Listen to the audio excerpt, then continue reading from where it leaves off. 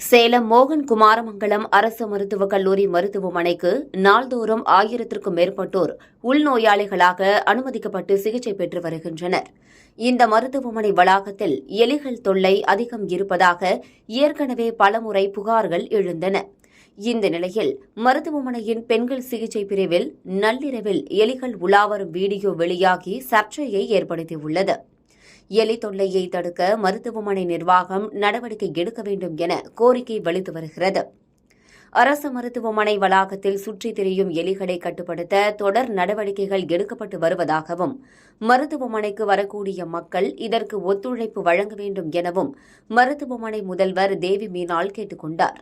குறிப்பாக மருத்துவ பயனாளிகள் மற்றும் அவர்களது குடும்பத்தினர் உணவுகள் தின்பண்டங்களை சாப்பிட்டுவிட்டு மீதம் வைப்பது, அலட்சியமாக ஆங்காங்கே வீசி எறிவது உள்ளிட்ட நடவடிக்கைகளால் தான் சிகிச்சை பிரிவுகளில் எலிகளை கட்டுப்படுத்துவதில் பெரும் சவால் இருப்பதாக கூறினார்.